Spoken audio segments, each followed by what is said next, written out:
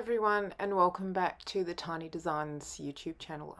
It's been a very long time since I have done a video. I think it's been over a year, but I just haven't had the time, and now I'm back, which is great.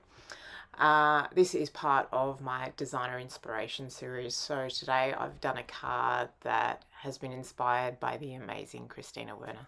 I've used a lot of products and techniques that are very much digital and computer based, but created the same sort of effect that she gave in her YouTube channel for her Christmas series, which I will link below. What I'm going to show you first is how I've set up some files on some of my computer software to create some of the elements of this card. So obviously I haven't done any stamping today, I haven't used any ink today. I've actually done this in my computer software. So I've got a screenshot here just to show you some elements that I laid up in Adobe Illustrator. So on the left there, I've actually drawn out a die cut, so to speak, of just some striped pieces that I'll just cut out of white cardstock. I've also got some cut files there of just some little holly berries, some leaves, and more holly leaves sort of thing that I'll be cutting out of different colours. And I've also got a sentiment there. I've linked that font below. It's really quite lovely. I've seen some similar font used by some major companies, and I just find it really effective just because it's big and bold and stands out. So I've created a sentiment there in that font, and I've just created a die line as well. I've done this all digitally in Illustrator. I didn't show the whole process. It takes a long time, but that's pretty much how it's come out. What I'll be taking you to next is just my Silhouette Studio setup. So I do own a Silhouette Cameo. I've also got a Mink 4 machine, so that's sort of some of the machines I'll be using today. But this is just a screenshot of a cut setup that I did in Silhouette Studio. You can see some of the elements that I brought over from Illustrator. Yes, there is a plugin for Illustrator.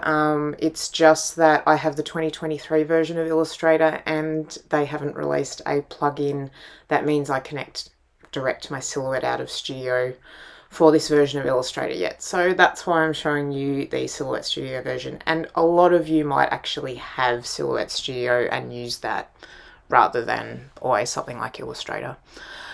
I have laid up, and I'll be cutting from a print and cut. So if you can see in the top right corner there, I've assigned some registration marks to my file to do a print and cut. So when I do a print and cut, if you don't know what that is, I have set registration marks in Silhouette Studio for these files, these greetings that I've imported into the software, usually as an SVG file.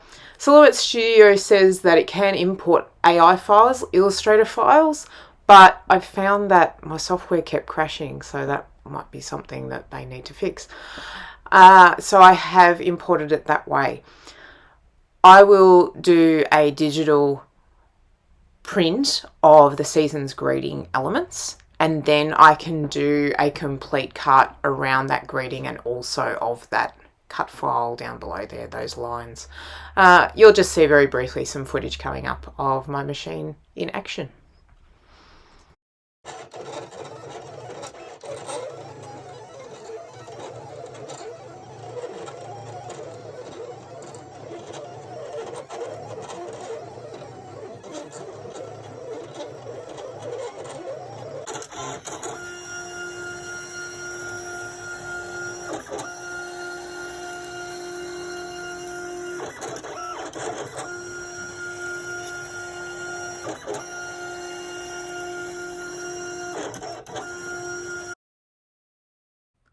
Before we get into the creation of the card, I just had to choose a series of coloured cardstock. I didn't end up using every colour, but this was for the holly berries and the holly leaves that I was going to put onto the card to go with the sentiment. You may wonder why I print and cut my laser printed greetings first.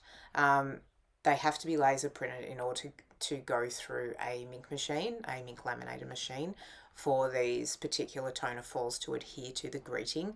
I prefer to do it because if I foil my sentiments first and then an issue happens with the die cut or the cameo, I may end up ruining my sentiments. And I always print some extras and foil some extras just in case, but this is just the way I do it so that I know the print and cut is right first, and then I can foil over to the sentiments and they'll pretty much foil, you know, 100% every time, give or take.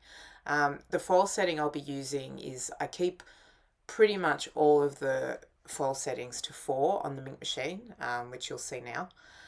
It just seems to adhere the toner foil really well. I think the only time you might want to increase that to 5 is if you are foiling onto acetate or onto another sort of material that is not paper. You might want to play with your heat settings there, but I find that this is best if I'm going on to paper stock.